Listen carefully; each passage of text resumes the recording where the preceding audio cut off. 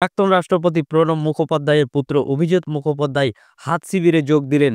বুধবার প্রদেশ কংগ্রেসের কেন্দ্রীয় কার্যালয় বিধান ভবনে প্রদেশ কংগ্রেস সভাপতি শুভঙ্কর সরকারের হাত থেকে দলীয় পতাকা নিয়ে কংগ্রেসে যোগ দেন।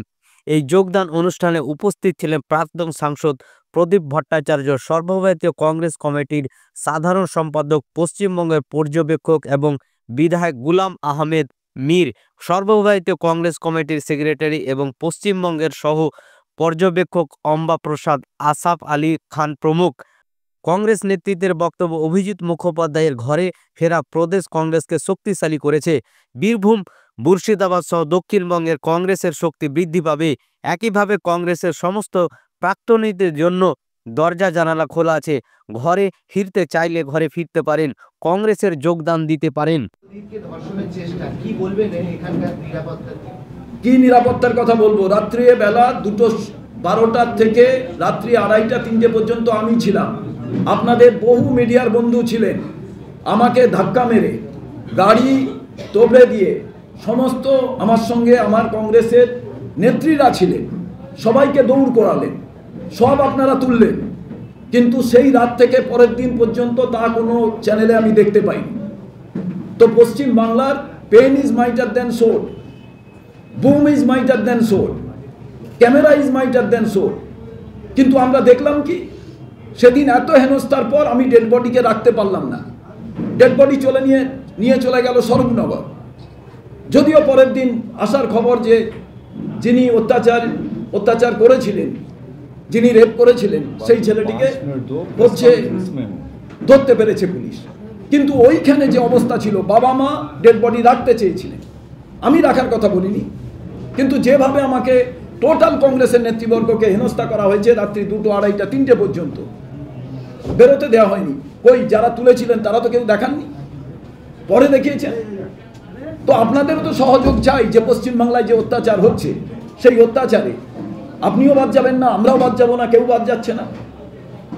ঠিক ওকে, সংবিধানকে যে ধ্বংস করে দেওয়ার প্রক্রিয়া, কিংবা কংগ্রেস ছাড়া এই বিচারধারার বিরুদ্ধে, বিজেপির বিরুদ্ধে লড়াই করার কেউ নেই, কোনো রাজনৈতিক দল নয়। সেই জায়গায় আজকে অভিজিৎ মুখার্জি কংগ্রেসে এসে এটাই প্রমাণ করলো ভারতবর্ষে, যেটা আমাদের জেনারেল সেক্রেটারি বললেন, যে যারা বাইরে আছেন সবার জন্য জানলা দরজা আমরা খোলা রাখছি।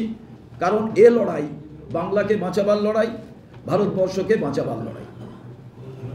संविधान के दायरे में सबको अपना हिस्सा, अपना प्रोटेक्शन मिले, उस लड़ाई में अभिजीत जैसे सीनियर और आइडियोलॉजिकल लोगों की ज़रूरत है।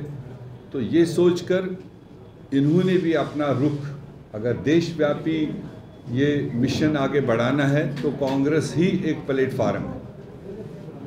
बाकी आज देश में और भी जगहों पर और सारे जमातें हैं, कुछ सेकुलरिज्म के रास्ते से कोशिश कर रहे हैं चलने के लिए, मगर कुछ इनडायरेक्टली उनको खुद भी नहीं पता है कि वो दूसरे के हाथों में खेल रहे हैं।